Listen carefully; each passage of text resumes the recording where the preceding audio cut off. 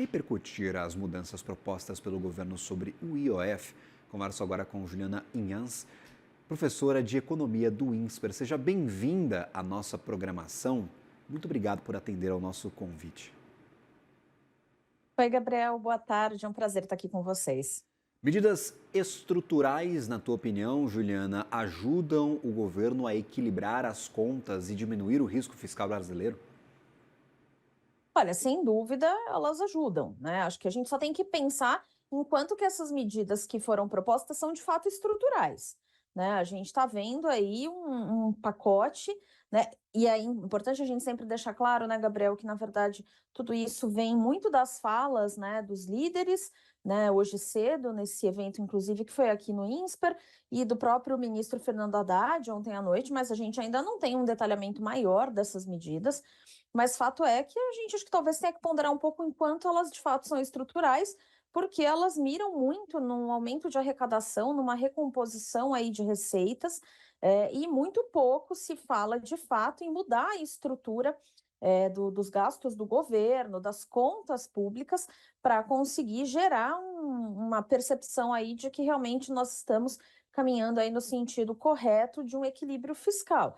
Agora, sem dúvida, ter medidas estruturais que olhem para a economia brasileira, para as contas públicas hoje e que consigam projetar um futuro para essas contas públicas, né, uma sustentabilidade mínima para essas contas, sem dúvida é essencial, inclusive para reduzir, né, essa incerteza que já vigora no mercado desde que a gente começou a falar desse pacote aí do IOF e muito antes disso, né, com todo esse imbróglio fiscal que nós temos. Essa incerteza continua muito forte e aparentemente ela vai persistir aí enquanto a gente não tiver um pacote mais amplo de medidas e também muito mais detalhado, né? Porque cortar gastos é tão importante? Porque os setores produtivos e os economistas que nós consultamos, ao menos até agora, levantam tanto esta bandeira do corte de gastos? Apenas equilibrar as contas não é o suficiente, Juliana? Então, Gabriel, o que acontece é que a gente tem que lembrar que a arrecadação, ela vem de um nível de atividade, né? Então, o governo ele arrecada mais quando o nível de atividade está maior.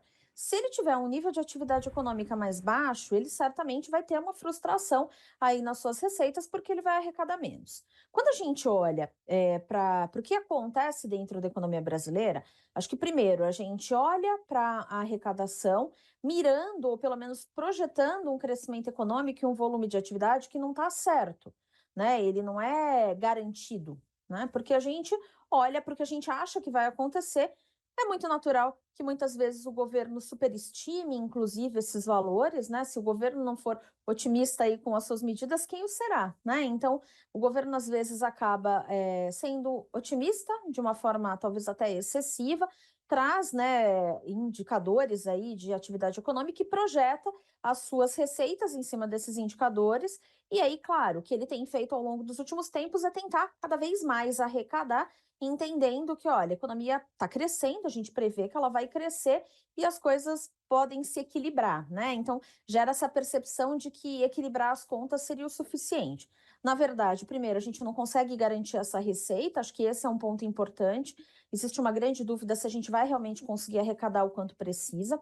Segundo, os gastos do governo estão crescendo, né? E a gente lembra lá do arcabouço, do início do arcabouço fiscal, que já previa um crescimento de gastos em cima do crescimento da receita. Então, a gente prevê que a receita vai crescer, logo a gente projeta já um crescimento de gastos, efetiva esse crescimento de gastos sem necessariamente ter a receita ali para fazer frente a esses gastos.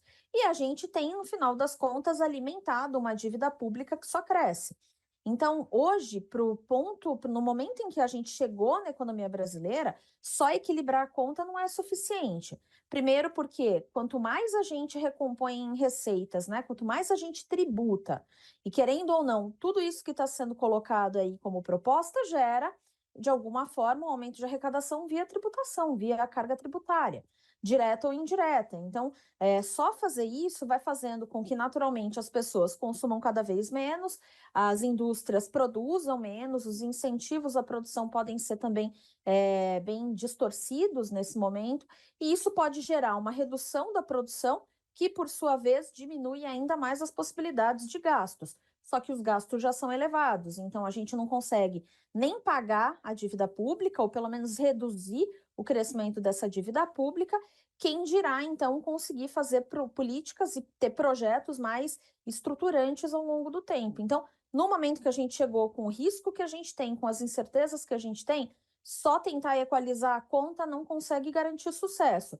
Dar um fôlego para esse ano é o que provavelmente vai acontecer, né? Em 2000, agora em 25, a gente deve conseguir ficar ali perto do que a meta estabelece, mas isso não vai conferir para a gente uma trajetória muito saudável para 26, 27 e por aí vai.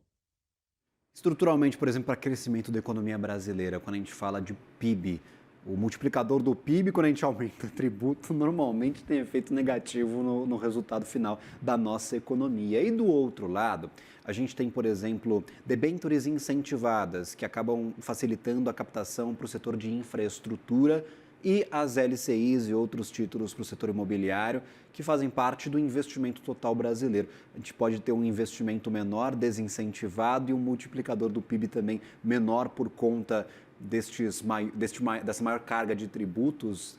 Estruturalmente, para o crescimento da economia brasileira, a gente pode estar talvez mitigando um pouquinho dessa projeção de PIB?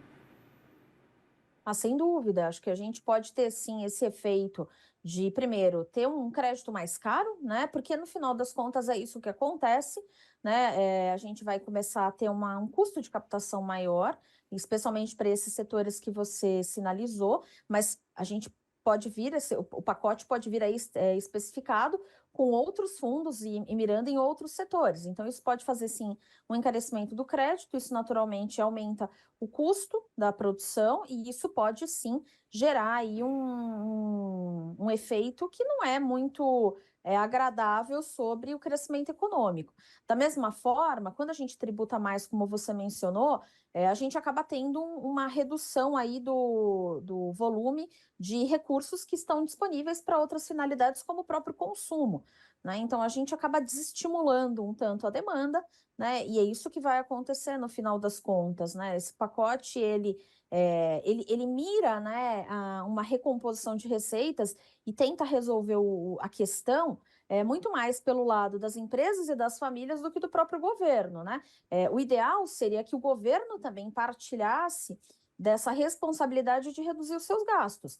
Ele está, na verdade, terceirizando, né, para o setor privado, para as pessoas, para o cidadão, no geral, uma responsabilidade, né, e um custo de reduzir aí um pouco a sua demanda, de reduzir um pouco a sua participação dentro desse mercado, em detrimento a um governo e a um gasto público que hoje só cresce. Então, a gente pode sim ter efeitos negativos sobre o PIB. Acho que esse é um ponto importante a se ressaltar, e lembrando que essas medidas, elas podem tanto levar a uma queda aí do nível de atividade, mas elas também provavelmente podem levar a um aquecimento aí desse motor inflacionário que a gente vê recentemente.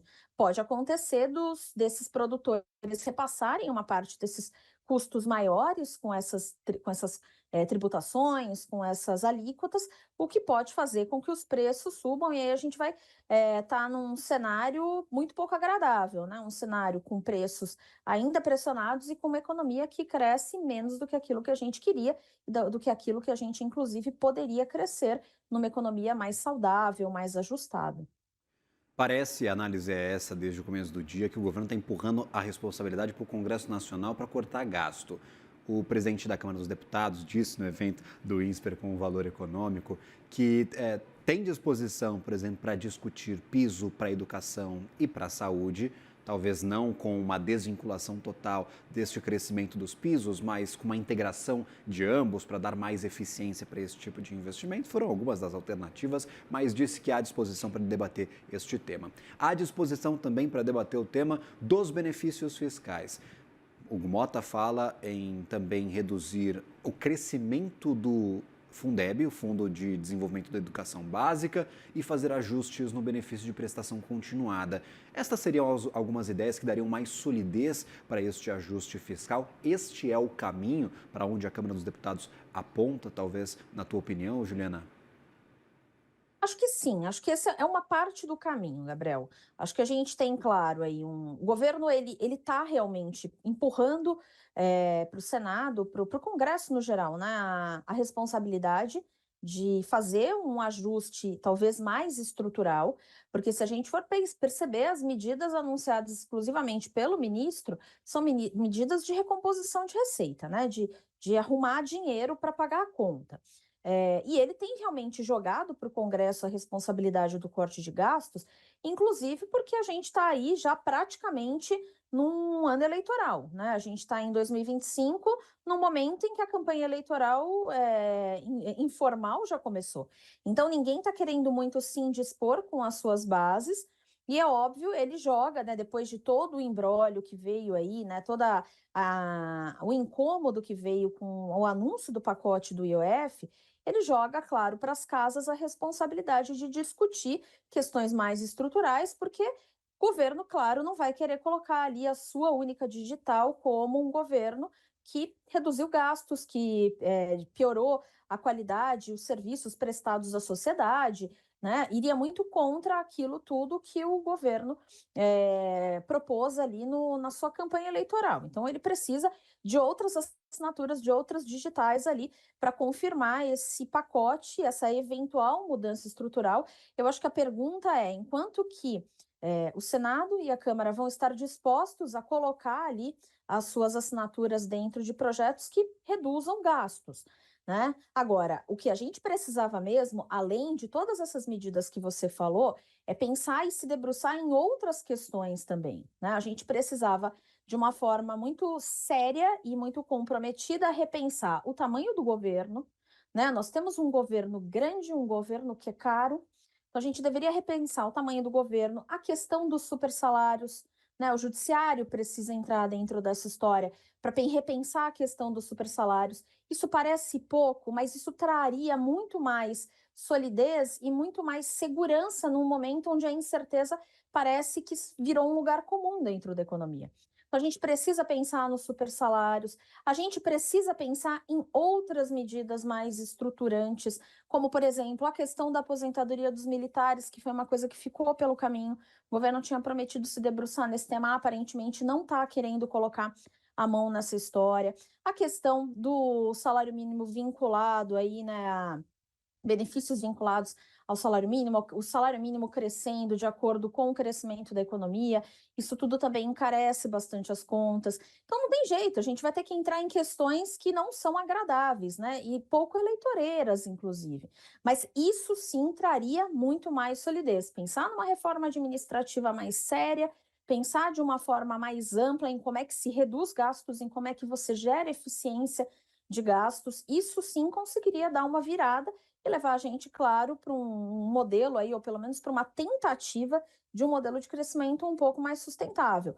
Eu, particularmente, não consigo ver nessas medidas que foram aí previamente anunciadas, que inclusive eu acho que anunciar dessa forma, sem uma transparência muito maior e uma definição muito maior, causa inclusive uma incerteza maior ainda no mercado. Mas pensando nessas medidas que a gente hoje acaba de alguma forma especulando, sem saber exatamente como é que vão ser, eu acho que a gente, na verdade, se distancia de uma possibilidade de uma mudança mais estrutural mesmo. Eu acho que a gente, na verdade, está negando um fato, empurrando com a barriga um problema que vai estourar logo depois. Né? A pergunta é se a gente, desse jeito, consegue chegar ao final de 26 numa situação um pouco mais menos conturbada, ou se a bomba estoura ali no final do ano que vem, o que pode, inclusive, comprometer muito aí os planos de uma eventual reeleição ou uma sucessão presidencial. Juliana Inhas, seja sempre bem-vinda à nossa programação. Espero agora ter acertado o teu nome, se não você me corrija, por favor. Uma ótima tarde a você e sempre bem-vinda. Obrigada, Gabriel. Ótima tarde a vocês. Agradecida.